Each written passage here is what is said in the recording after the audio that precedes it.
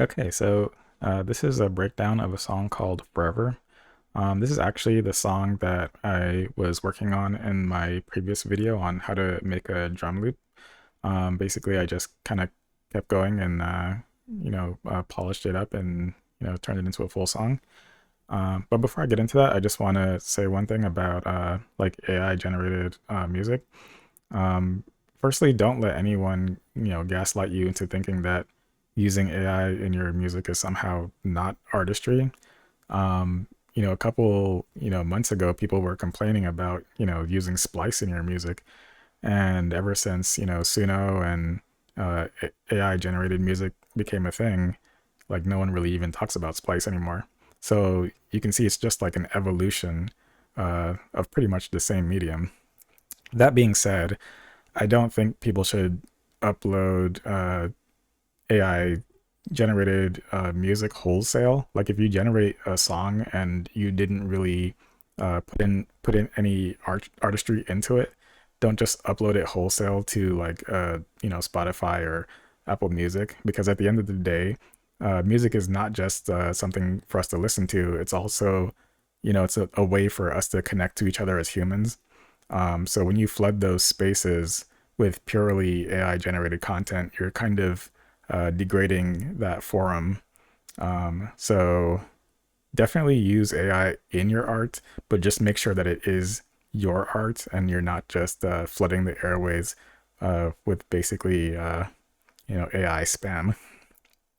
But anyway, let's get into this song. First, we'll play it, and then we will break down the different rhythms.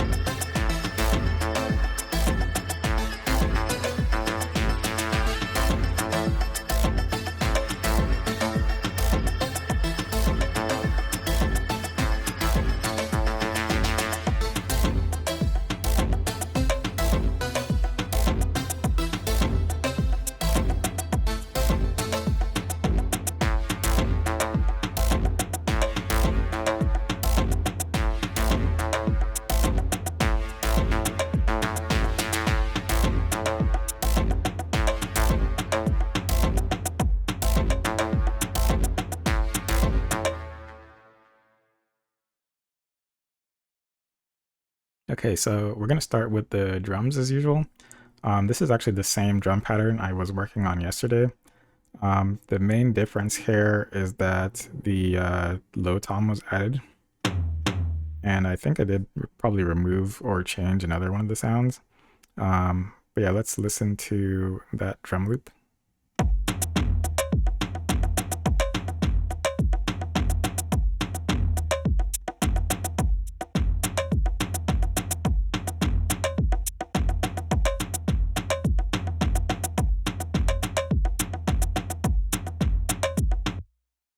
So that low tom really kind of adds that sort of stomping effect. It accents the bass that'll come in later, and we'll talk about that in a second. But then secondly, we have our first bass that comes in. We'll solo that. It's actually very, very simple.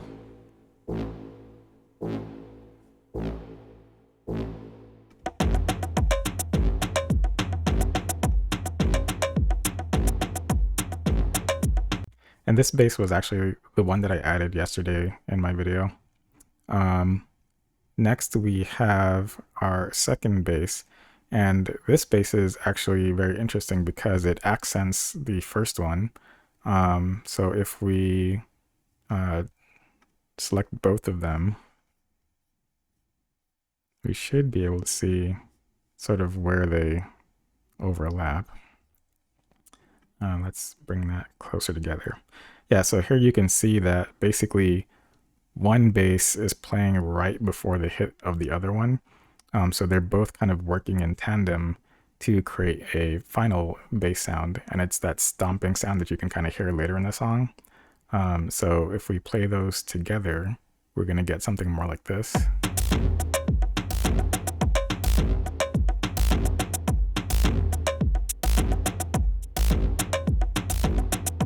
If we solo this one, see, it's just that buzzing sound, right? If we solo the first one, it's just that kind of horn sound. But then when we play them together,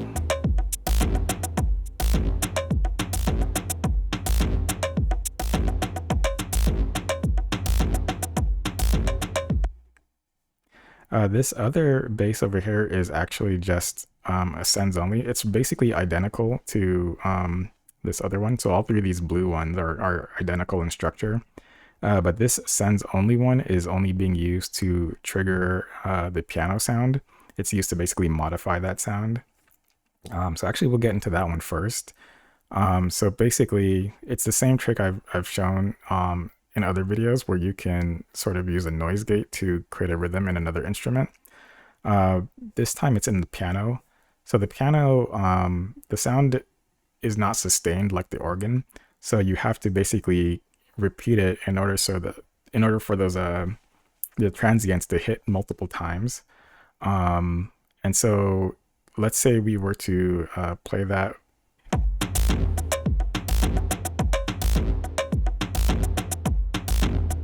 Let's actually, we also have to actually play the sends only, or else it won't work. So let's play the sends only. There we go. So it doesn't sound like a piano at all, right? If you solo it, you can kind of hear the transient of the piano, but when you combine it with the other instruments, you just kind of get that sort of up and down, almost like a horn sound.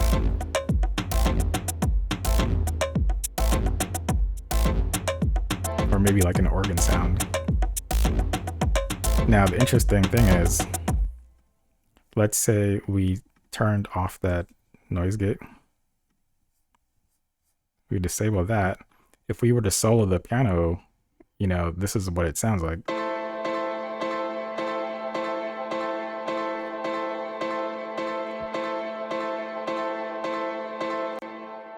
So not particularly great on its own, but all we want is the voicing of that chord. Right? So we want to take the voicing of that chord and turn it into something else.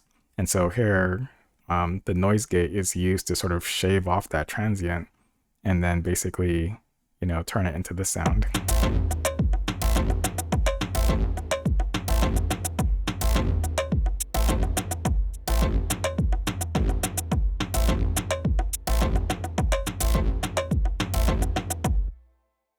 Okay, and then we have another serum. Gotta love serum. This one is sort of that lead sound. We'll solo that.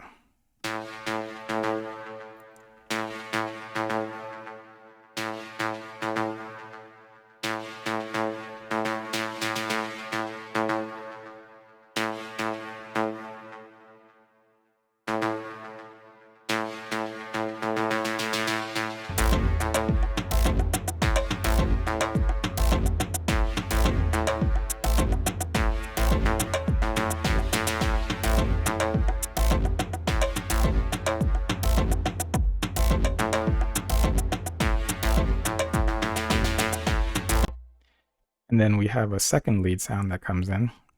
This one is actually playing the melody. Once again, all of these rhythms are generated using W1 hit. A lot of these have been kind of heavily modified, especially like this one that is basically has been turned into like a melody. But yeah, let's play this lead sound and see how it gels with the rest of the instrumentation.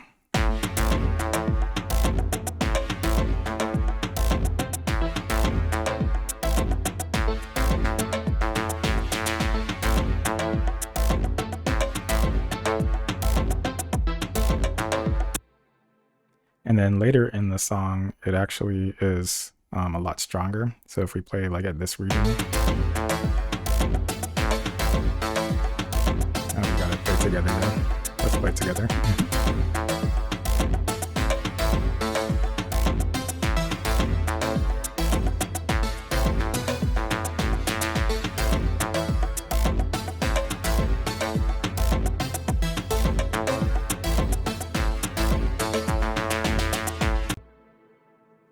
And then we have an audio loop. This is actually from Splice. So this loop is not generated by W1 hit. This is just a loop from Splice, but it sounded so good, I had to have it in the song. So let's first solo that by itself. There we go.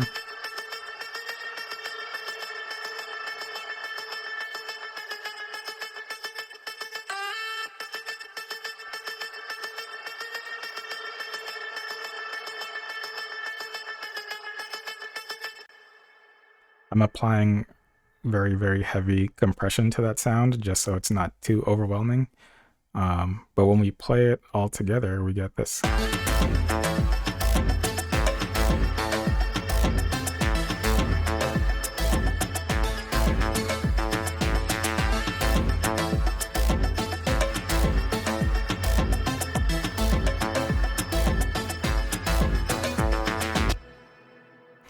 Yeah, and that's pretty much all of the instrumentation in this song.